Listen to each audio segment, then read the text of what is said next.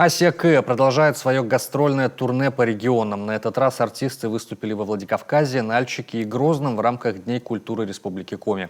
В каждом регионе перед выступлениями наша делегация презентует туристический потенциал региона, главные достопримечательности и уникальные природные объекты Северного края.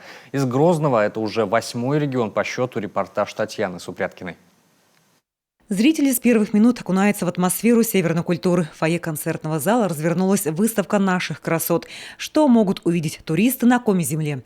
Это притягательные болваны Мань-Папунёра, северное сияние и бесконечная Парма. И эта вся национальная особенность зазвучала на сцене. Покажем всю культуру от севера до юга. Это и малицы, костюмы. Каждый регион у нас отличается от другого и лексикой хореографической, и музыкальным исполнением, и, конечно же, диалектом. То есть ижемский диалект, он более северный, отличается, например, от сысольского южного. Нынешние гастроли в Грозный для северян уже вторые по счету. На этот раз Асия К привез свой золотой фонд концертных номеров. Мы сегодня привезли вам показать, насколько сегодня Республика Коми интересный северный край.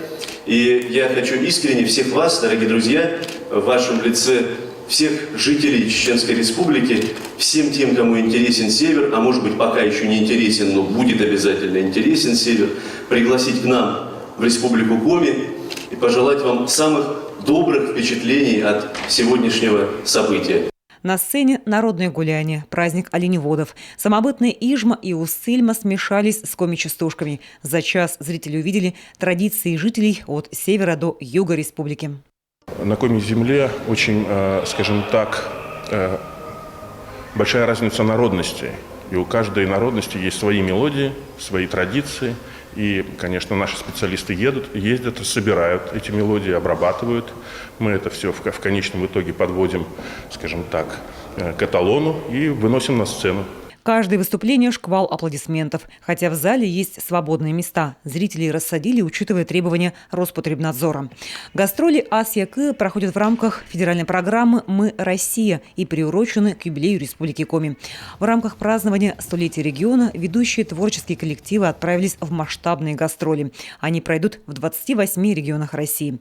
В марафоне принимает участие театр оперы и балета, театр драмы имени Савина, Коми-республиканская филармония, Национальный музыкально-драматический театр, театр кукол и Воркутинский драмтеатр имени Мордвинова.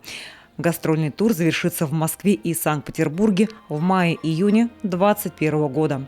Татьяна Супряткина, телеканал Юрган, Чеченская Республика.